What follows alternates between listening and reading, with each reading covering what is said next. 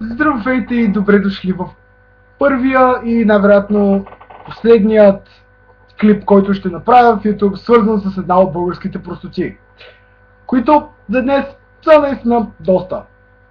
Нека започнем с един-два примера. Първо, Спиндермен. Вау, да. Абсолютно гениално. Първо, освен че е копирано от Найгак 4chan. Първоначално, да, беше смешно. Окей, хубаво. Да, бъркаш думите, добре. Да, смешно, защото звучи тъпо, нали? Тъпа потка кофа. Да, хубаво. Звучи забавно. Първият път. Следващите 5 милиона пъти почувства малко досадно. Малко много. Друго. Мечопуга. Отново зле нарисуван Мечопуг, който казва абсолютно пълни прости. Днеска ще поша! Ще поша трефа! Отново е абсолютно тъпо. Както да. Така. Само секунда. Най-модерното, което е. Не, господин млад 24 годишен Мерин Джей, че забавно, да, хубаво, добре. Даваха господари на ефира, първия път беше забавно, съгласен съм, нали, цигани, които правят простоти, да, нали, дам замерят с тухли, гонят с пръчки, whatever, нали, беше забавно, хубаво. Но не искам да се стига до момента, в който целият ми тъмблър е пълен с гифове, снимки, видеоклипове.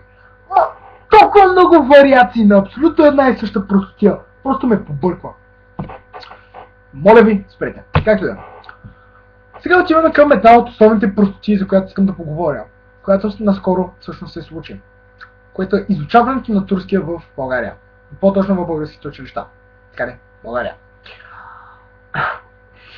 Значи, първоначалната реакция на абсолютно всеки един човек е най-вероятно каквато е и моята.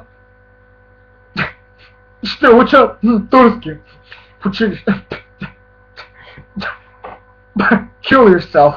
Нали. Но после се порових малко повече, малко информация потърсих и искам да ви кажа, че реакцията ми все още е абсолютно същата. Няма да докосна турски учебник. Както не само аз, но 90 от България, защото другата една десета са турци, няма да докосна турски учебник. Просто няма да се случи. За който и да ме накара. Който и да ме накара. И жандармерията може дори да ми дърга турски учебник, ние ще отрежа ръцете, ще вкарам си, няма да уча турски. Вижте, няма абсолютно нищо против турците по принцип. Хубаво били сме 5 века по тях, но това е никакъв проблем, не. Случило се, карай, минало е.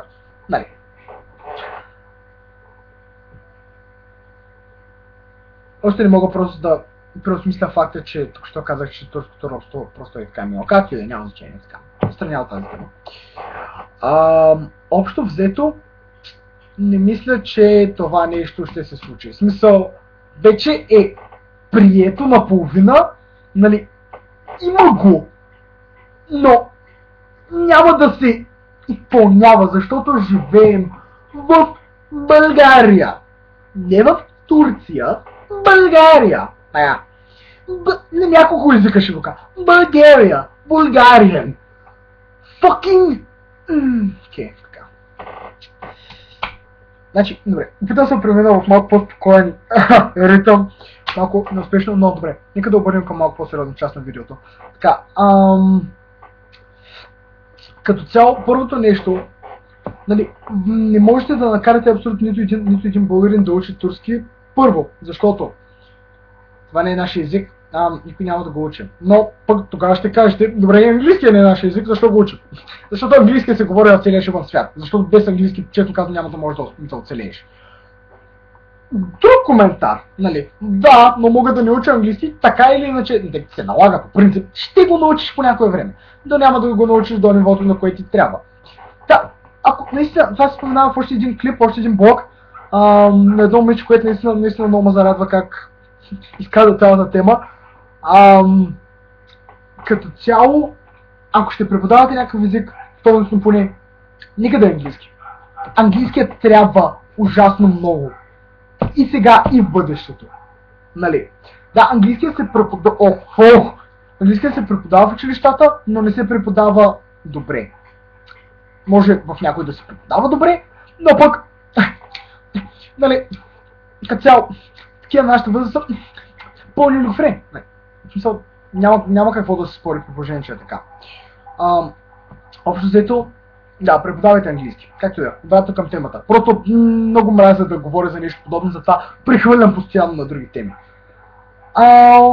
Не мисля, че нещо такова всъщност ще се случи, защото, отново. Това ако стане закон, колкото и смешно да звучи, нали, сериозно ли очаквате, че в България има закон, който се спазва? Случайно някой да, спазва правилата по пътищата? Колко катастрофи има? Доста, да. И аз не знам точната бройка. Наистина не съм информиран, но са доста. Знам, че са доста, защото имам, нали, опит с нещо подобно. Другото. Прост пример, страня малко от темата отново. Забраната за пушенето в заведенията. Защото абсолютно никой не пуши в кафетата. Това не се случва. Никой не го прави.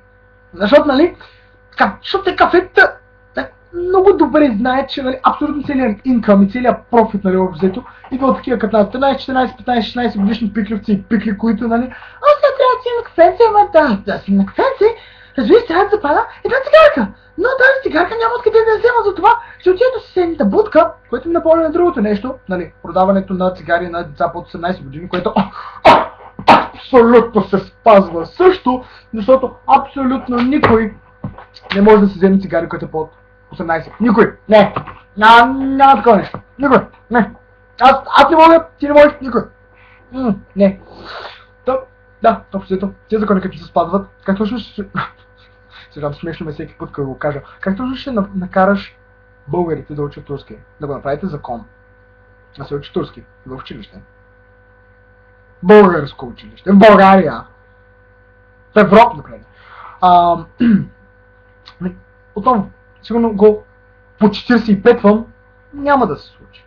И, нали, разбира се, бях видял един клип, в който една депутатка толкова ме разчувства, просто ми хвана малкото сърце и го разкъса толкова, направо ще се разрева. Нека просто ви драматизирам една част от нейната прекрасна реч. Искам нашите деца, като ходят на училище, както в тяхната чантичка си носят учебника по български език, така и носят учебничето по турски език. Да, така е, права си! Аз ще с учебника ми по български, с моята любов към българска литература, абсолютно всички ще нося учебничето по турски език. Защото аз искам да съм малкото че. Маче. Права си. Това ще го направя точно след като някой ми махне главата, ме забие на кол на средата на центъра, да видят колко съм за да си нося учебник по турски. Точно така.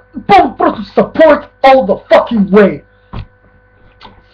И като цяло това беше ранта, най-вероятно ще е последния, но пък като се знам къде съм олигофрен, няма да е последния, тъй като в България няма достатъчно прости, за които да се говори. Нали?